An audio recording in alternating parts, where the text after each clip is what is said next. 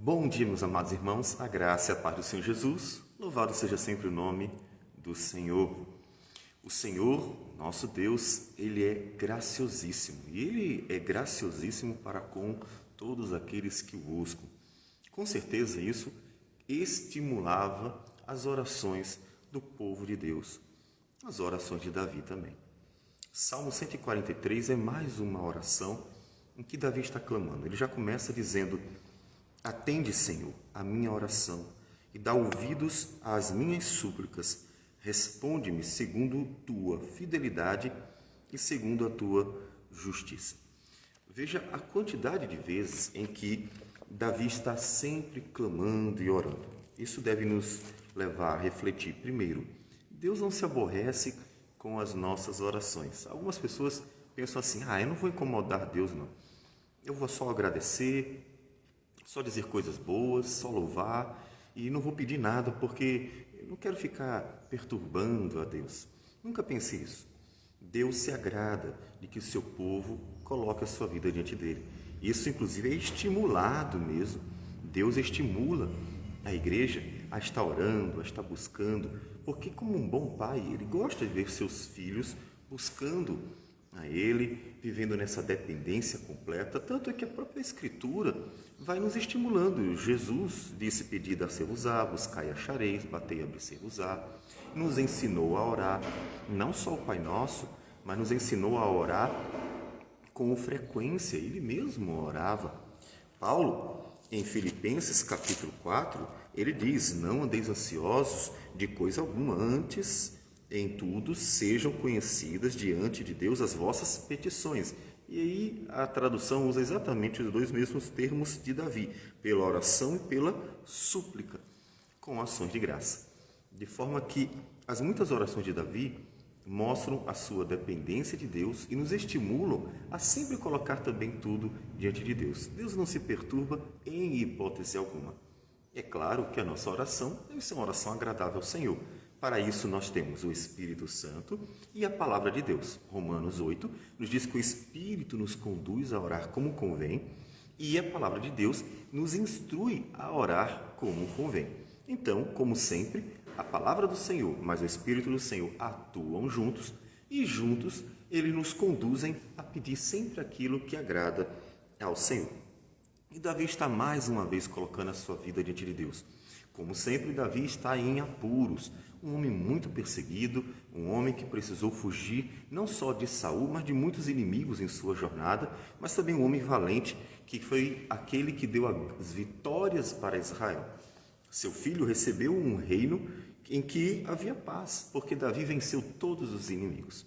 Portanto, observe como era necessário ele estar clamando o tempo inteiro. E como as vitórias de Davi sempre vieram do Senhor. Davi foi um homem de muitas vitórias. Poderíamos até dizer que o homem que mais obteve vitórias para o povo de Deus. Mas observe que tudo isso numa dependência completa de Deus. Ele estava sempre orando, sempre clamando. E nesses momentos difíceis de Davi, é interessante que isso mostra também uma reflexão dele sobre a vida dele. Veja, ele diz: responde segundo a tua fidelidade, segundo a tua justiça. Ó Deus, é segundo a tua palavra. O Senhor prometeu socorrer-nos no dia da angústia, ouvir as nossas orações. Eu estou orando segundo a tua palavra. Responde-me segundo a tua fidelidade, Senhor. Não segundo quem eu sou. Ele diz: não entres em juízo com o teu servo, porque à tua vista não há justo nenhum vivente. Não há nenhum justo, nenhum sequer. Paulo lá na frente vai nos dizer isso.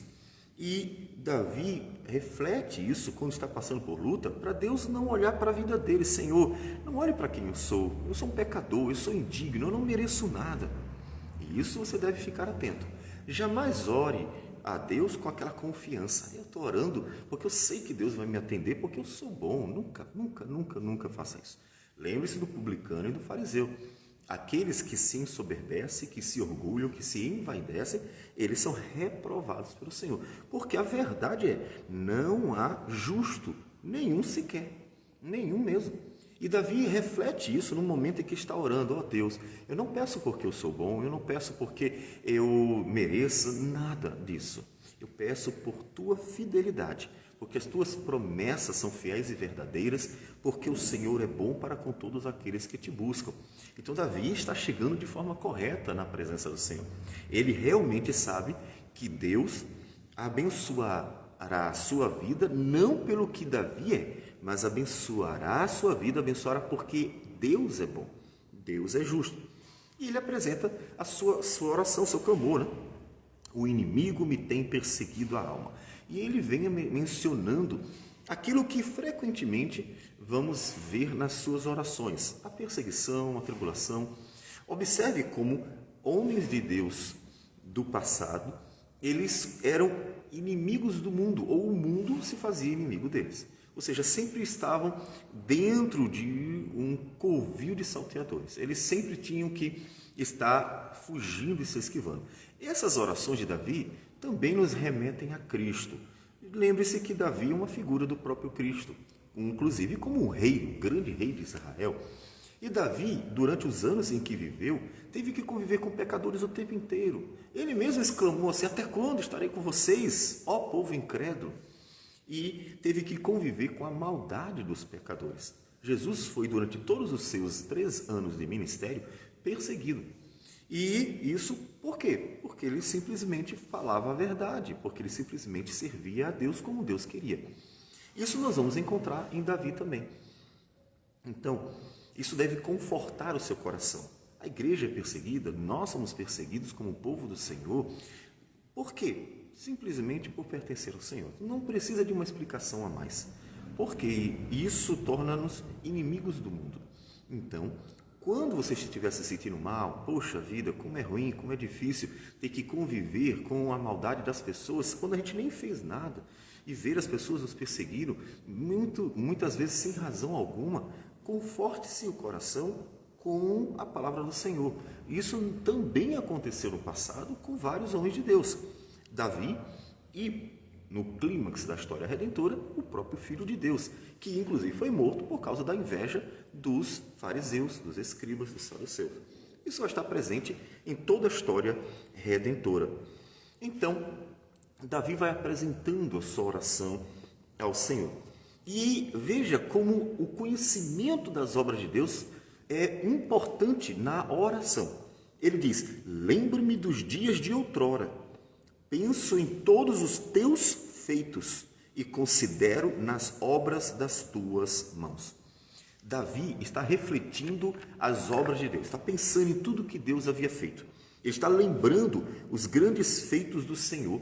E ao lembrar os grandes feitos do Senhor, isso conforta e fortalece o seu coração. Veja como Deus operou grandes maravilhas. Por exemplo, no Egito, quando Deus livrou Israel, por Josué, quando Deus foi dando vitória diante das nações de Canaã, entre outros momentos, ele lembra os grandes feitos do Senhor. Veja então como a Escritura sempre fortaleceu o povo de Deus, revelando para nós tanto o ser de Deus quanto as suas obras. E nas obras de Deus, quem é Deus? E assim Davi se sente motivado a continuar lutando, ou seja, por mais difícil que fosse vencer o inimigo, Davi vê na história redentora que não é impossível, porque Deus já tinha feito coisas tremendas, como vencer o Império Egípcio sem que Israel fizesse nada, por meio das pragas, ou mesmo quando o sol, ou o sistema solar parou, quando Josué orou, e então Deus deu a vitória sobre os inimigos. E assim, isso vai fortalecendo o coração de Davi, quando ele está sentindo que parece não haver mais chance, não há mais por que continuar, parece que ele não vai sair daquela enrascada. Conforte o seu coração na palavra, porque os poderosos feitos do passado foram revelados a nós para confortar e fortalecer o nosso coração, para nós persistirmos e não desistirmos jamais. Não importa o tamanho do inimigo, não importa o poder do adversário, não importa quão grande seja o problema, quer pessoal, quer nacional, não importa. Deus é Deus de glória, poder, e Ele manifesta o seu poder e glória, revelando a nós, por meio da sua palavra, todos os seus feitos do passado. Ele manifesta para nós o seu poder e glória para que nós possamos continuar sendo firmes e persistentes na obra do Senhor, na caminhada cristã, porque Deus é fiel e Ele continuará cuidando do seu povo. Então, Davi continua orando ao Senhor: livra-me, Senhor, dos meus inimigos, pois em Ti é que me refugio. Deus é o refúgio de Davi. Quem é o teu refúgio? Então, descanse no Senhor. O refúgio tem que ser Deus. O refúgio tem que ser aquele que cuida de nós do amanhecer ao anoitecer. Nunca coloque no dinheiro, ou mesmo em bens, ou em pessoas importantes, ou mesmo nas suas mãos, a sua segurança, a sua confiança. Sempre tem que ser o Senhor. Ele é Deus, Ele é refúgio, Ele é segurança, Ele cuida de nós. Descanse sempre no Senhor, como Davi fazia. E enquanto buscava o Senhor, ele refletia a sua vida. Ensina-me a fazer a tua vontade, pois tu és o meu Deus. Davi, de fato, para pensar um pouco na sua própria vida quando está buscando o livramento do Senhor. Ou seja, ele não é mais digno do que outros, ele não é melhor do que outros pecadores e pede que o Senhor conduza a sua vida. Ele não só quer o livramento de Deus, ele quer ser conduzido por Deus. Vivifica-me, Senhor, por amor do teu nome, por amor da tua justiça. Tira-me da tribulação, tira a tribulação da minha alma. Então ele clama para Deus operar dentro dele, porque ele está angustiado, porque os inimigos querem a sua morte. E nessa angústia, então, ele percebe que ele precisa ter um coração apaziguado. Senhor, acalma meu coração. Assim como nós, quando nós estamos angustiados por causa das tribulações que vão sobrevindo a nós ficamos mais frenéticos e a angústia costuma tomar conta do nosso ser por inteiro. Então, Davi diz assim: Senhor, opera dentro de mim. Não só me livre dos inimigos, mas opera dentro de mim. Opera no meu coração, conduz a minha vida, dá-me a paz do Senhor, que é inclusive a sequência do texto de Filipenses 4, versículos 6 e 7. E a paz de Deus, que excede todo entendimento, guardará a vossa mente e o vosso coração em Cristo Jesus. Então, como Davi, ore ao Senhor, clame ao Senhor, coloque a sua vida diante do Senhor, porque Ele é Deus e Ele opera por amor ao seu nome e Ele manifesta a sua graça e glória naqueles que buscam o seu favor. E assim Ele é glorificado no povo que vive e que busca a sua vontade todos os dias. Entregue então a sua vida completamente nas mãos do Senhor. Vamos orar. Senhor Deus amado, bendito seja o teu nome. Te damos graças por tudo, colocamos a vida nas tuas mãos, te louvamos pelos teus poderosos feitos e por teu amor que é manifesto todos os dias. Receba a nossa gratidão por tudo, ó Deus, e continua conduzindo nossas vidas pela tua palavra e pelo teu Santo Espírito. E nós assim oramos em nome do Senhor Jesus. Amém. Sim. Deus abençoe a todos e tenham um bom dia.